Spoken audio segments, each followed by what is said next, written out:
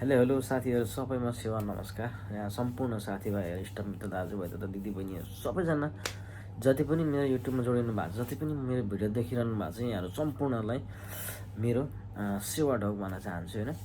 म भने चाहिँ तपाईँहरूको लागि भने एउटा छोटो गाउँतिरको मैले भिडियो बनाएको छु होइन।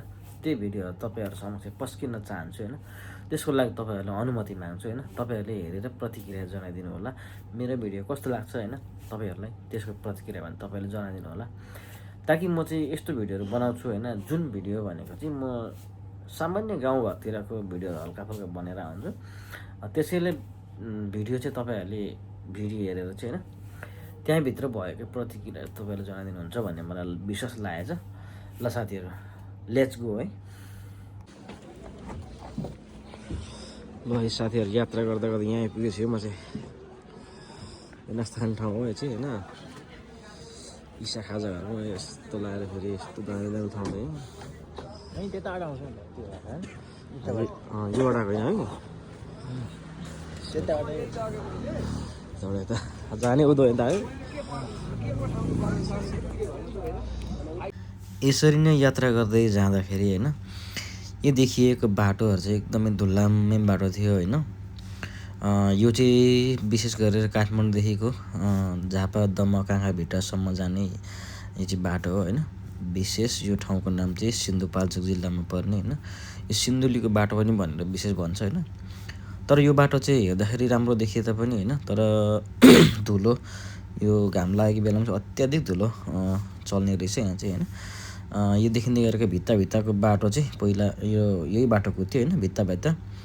अहिले चाहिँ यो बाटो सबै यो पानीले होइन, एक पानीले यो बर्खाको जुन चाहिँ गएको वर्षाको पानीले सबै छेदबिछेद बनाएपछि चाहिँ यो बाटोलाई चाहिँ केही दिनको लागि भनेर एउटा नर्मल्ली एउटा टेम्पोररी एउटा बाटो बनाइएको रहेछ, तल खोलाको बाटो होइन। यदि यो बाटो पनि ठुलो पानी पऱ्यो भने चाहिँ हामी हिँड्न सक्दैन होइन। यो बाटो हेर्दै गयो, धेरै रमाइलो अनि राम्रो लाग्यो होइन मलाई चाहिँ। अब अनि यो जुन चाहिँ यो दाहिनेपट्टि देखिरहेको यो बाटो चाहिँ पुरानो बाटो हो। अब यो बाटो सबै भत्केको छ होइन। यो भत्केको बाटोलाई चाहिँ अब सरकारले बजेट छुट्याएर चाहिँ अब बनाउने तर्खरमा लागिरहेको छ भन्ने सुनिन्थ्यो होइन। र यो बाटो हेर्दै गयो ठाउँहरू, पाखाभित्ताहरू हेर्नु नि यस्तो माथि पाखाभित्ताहरू छ। अनि बाटो पनि धेरै अफरोड थियो क्या। अब किनभने अब यो त अब केही दिनको लागि बनाएको बाटो हो नि त, त्यही पनि यतिको ठिकै नै भन्नुपर्छ होइन।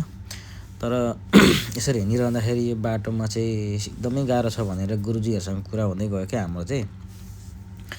अनि गुरुजीले भन्नुहुन्छ अनि हाम्रो त यो गाडी यति महँगो लगाएर किनिन्छ, तर यस्तो धुलोमा यस्तो अफरोड बाटोमा चलाउँदाखेरि हाम्रो टायर चाहिँ एकदमै छिटो बिग्रिने, गाडी पनि धेरै बिग्रिने, हामीलाई त धेरै घाटा छ भन्छ क्या यो सुमोको हाम्रो गुरुजीहरूले। अनि यसो कुरा गर्दै गइयो है। अनि माथि देखेको चाहिँ बादलहरू कति राम्रो देखिरहेको थियो क्या। अनि भिर पाखाहरू यत्तिकै राम्रो है। अनि गाडीहरू पनि त्यत्तिकै चाप क्या। अब हुन्छ नि अब कति धेरै गाडीहरू स्पिडमा जानुपर्ने गाडी एकदम स्लोमा जानु परिरहेछ होइन। बिचरा ड्राइभरहरूलाई पनि धेरै गाह्रो नै छ है। गुरुजीहरूलाई पनि गाडी चलाउने एउटा हाम्रो गाडीको कम्पनीहरूलाई पनि धेरै गाह्रो नै छ, किनभने अब यस्तो बाटोमा गाडी चलाएर हिँड्नुपर्छ होइन। उनीहरूलाई पनि धेरै घाटा छ, तेल त्यत्तिकै धेरै जाने रहेछ होइन। अनि यस्तै कुराहरू गर्दै गइयो है। धेरै रमाइलो कुराकानी पनि भयो होइन। यसरी बाटोमा यसरी गाडी रोक्दै गइरहेको थियो होइन, स्लो तरिकाले है।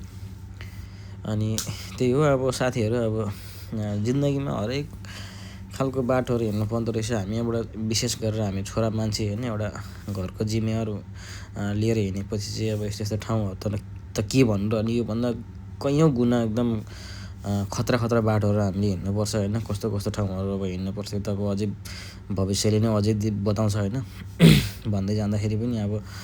तर पनि अब कुनै बेला अब सामान्यतया अब यस्तो बाटोहरू हिँड्नुपर्छ होइन। अब हेर्नु न, यहाँ चाहिँ एकजना गाडीको यो चाहिँ खोटाङतिर जाने गाडी रहेछ होइन। बाटोमा टायर बिग्रेर बसिरहेछ होइन। यस्तै छ नेपालतिरको लगभग हालतहरू होइन। अब यस्तै छ अब लगभग। अब यो बाटो चाहिँ पहिलाकै बाटो सुचारू भयो भने चाहिँ, पुरानै बाटो सुचारू बनियो भने चाहिँ राम्रै हुन्छ होला होइन। छिट्टै बनोस् भन्ने हाम्रो कामना हो, किनभने हामी सबैजना प्यासेन्जरहरूलाई होइन, जति पनि हामी यहाँ नेपालभरि घुम्ने आउट जावत गर्ने कतिपय धेरै पर्यटकहरू पनि अब यसरी हिँडिरहनु भएको छ होइन। अब यस्तो बाटो छिट्टै नै राम्रो होस् भन्न चाहन्छु। र हामी चाहिँ फेरि अर्को बाटो आइसकेको छौँ। यो बाटो चाहिँ लगभग हामी उदयपुर आइपुग्नु लाग्दाखेरिको बाटो हो यो चाहिँ होइन। ठ्याक्कै अनि यसो गरेर हामी चाहिँ ठ्याक्कै म चाहिँ झापा झरेर अनि मेरो फ्यामिलीहरूलाई ठक्क भेटेर होइन मेरो परिवारहरूलाई भेटेर नानीहरूलाई भेटेर त्यसपछि हामी सँगै एउटा सिटीमा चाहिँ चलाएर सिटी चलाएर भन्दा पनि सिटी एकजना चिनेकै दाइ थियो उहाँले चाहिँ हामीलाई लगिदिनु भयो। त्यसपछि हामी चाहिँ जाँदैछौँ है साथीहरू यसरी बाटोमा जाँदै मैले चाहिँ यसो भिडियो हल्का गर्दै गइरहेको छु होइन। अलिक जाडा मौसम थियो त्यतिखेर लगभग पुष माघको समय थियो अनि सानो नानी मेरो थियो अनि छोरी अनि मेरो श्रीमती अनि यसरी जाँदैछौँ हामी चाहिँ होइन। जाँदै यो चाहिँ ठ्याक्कै दमक है फेरि साथीहरू चाहिँ दमकको ठाउँ हो होइन। दमकको पनि झापा दमक होइन। त्यसै गरेर अब हामी चाहिँ लगभग रुम पुग्न सामान्यतया तपाईँले भिडियो हेरिहाल्नुभयो मेरो होइन। र मेरो गाउँघरतिरको र मेरो गाउँभन्दा बस्ती अथवा त्यहाँभन्दा सहर वरिपरि बजार गाउँघर छरछिमेक वन जङ्गल इत्यादिको सबै किसिमको भिडियो तपाईँले हेरिहाल्नुभयो होइन। अब तपाईँलाई के कस्तो लाग्यो मेरो गाउँघर होइन तपाईँलाई म छोटकरीमा देखाइहालेँ होइन। अब जति पनि तपाईँहरूले हेरिरहनु भएको भिडियोभन्दा अलिक फरक टाइपको होला होइन। तर पनि मैले तपाईँहरू समक्ष एउटा राम्रो एउटा भिडियो पस्किन खोजेँ हो। तर पनि अब होइन जस्तो भयो त्यस्तै तपाईँहरू देखाउन चाहेँ। त्यसमा तपाईँहरूले प्रतिक्रिया भनेर जनाइहाल्नु होला। भन्दै साथीहरू म फेरि नेक्स्ट भिडियोमा आउनेछु। धन्यवाद, बाई बाई।